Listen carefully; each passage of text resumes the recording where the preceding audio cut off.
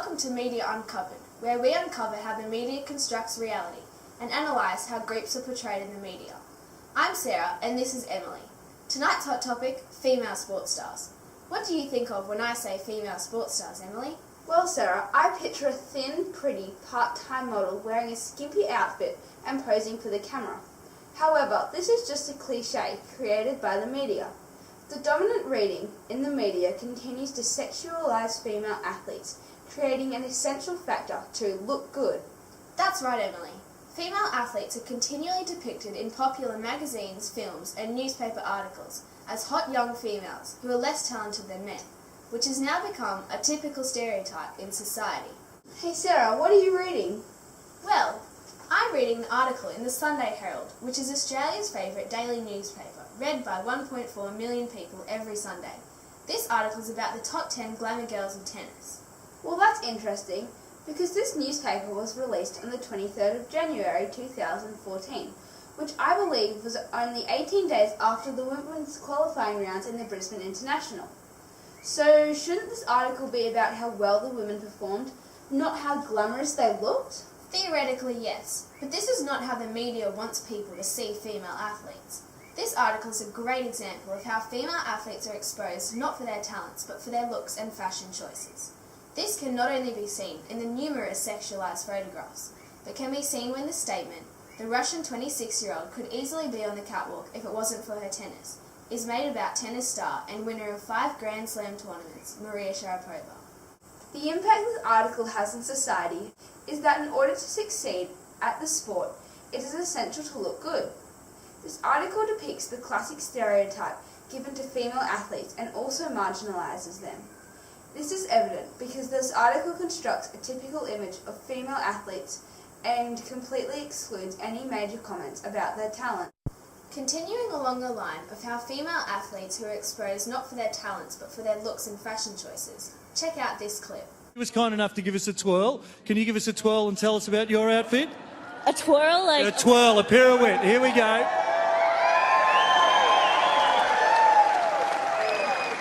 This clip was an interview done for Channel 7 by journalist Ian Cohen after Eugenie Bouchard played in the Australian Open. Bouchard actually won both her sets 6-0 and 6-3. However, the journalist decides not to comment about how well she played, but proceeds to ask her, "Can you give us a twirl?" This once again is an example of how the media ignores female athletes' talent and puts looks as a priority. The impact this interview had on its audience is that the dominant image of sexualising women is still evident. However, it is now starting to be questioned as it caused a social media uproar about sexism. The interview, which was shown on live television, was stereotyping good-looking tennis players and marginalising those who are masculine or not as pretty. Advertisements and promotions also create a sexualised image for female athletes, disregarding talent for looks.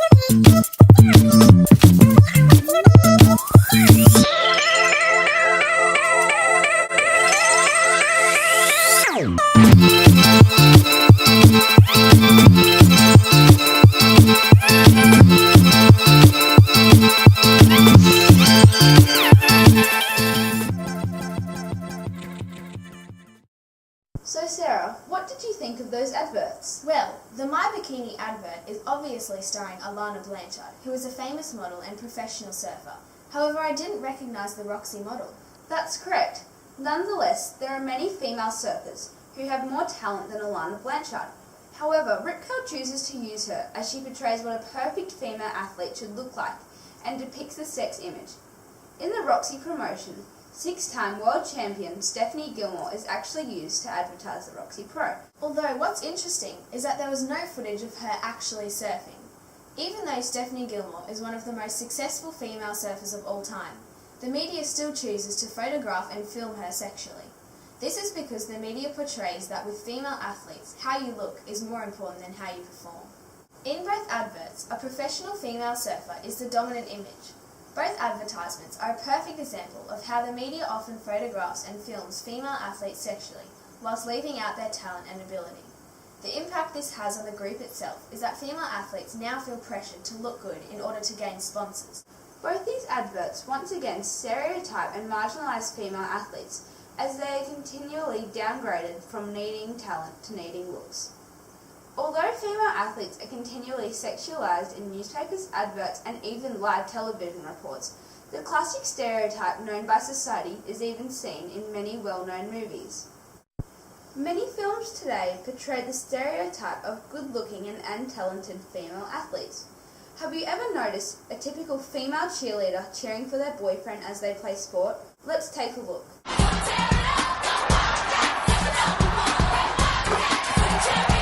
This scene from High School Musical 3, which was released in 2008, includes the classic female cheerleaders who wear skimpy outfits and do slightly sexual dances, whilst the boys play sport.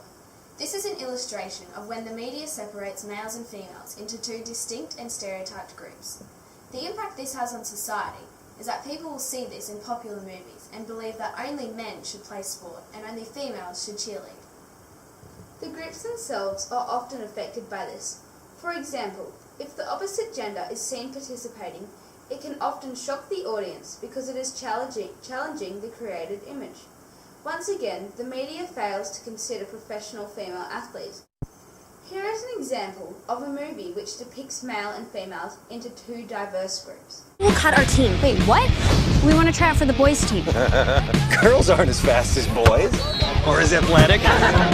It's a scientific fact. This is a scene from the movie She's the Man, released in 2006, when four girls who are extremely talented at soccer asked to try out for the men's soccer team. They are laughed at, and the statement, "Girls aren't as fast as boys," or athletic, "It's a scientific fact," is made.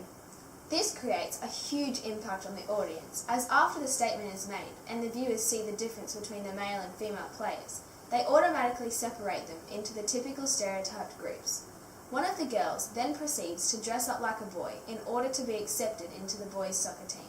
This only adds to the image created by the media that only males can succeed at sport. Many movies, since the release of these, have also incorporated stereotyped cheerleaders. Hey Emily, what's in tracks today? Certainly no females, that's for sure. Even though the media most often stereotype female athletes, sometimes they completely leave them out. Take this Tracks magazine for instance. Hardly any female surfers ever make it in, except for Girl of the Month, which is usually featuring a classic body or bum shot. This can also be seen in other popular magazines. Stephanie Gilmore, professional surfer, is starring on the front cover of all three of these magazines, Cooler, Style and Surf Girl, which are all popular reads.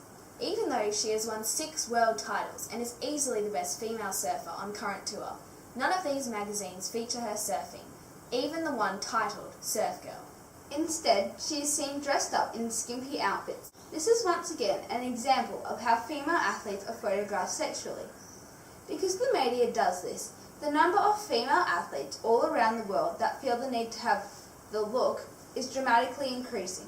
The stereotype that every female athlete is good-looking, perfect-bodied, and model material is being repeated again and again in the media. As can be seen tonight, many female athletes are photographed sexually, exposed not for their talent or ability, but for their good looks, and are often ignored because they are ugly or masculine. Thank you for watching Media Uncovered. I'm Sarah and this is Emily. We'll see you next week.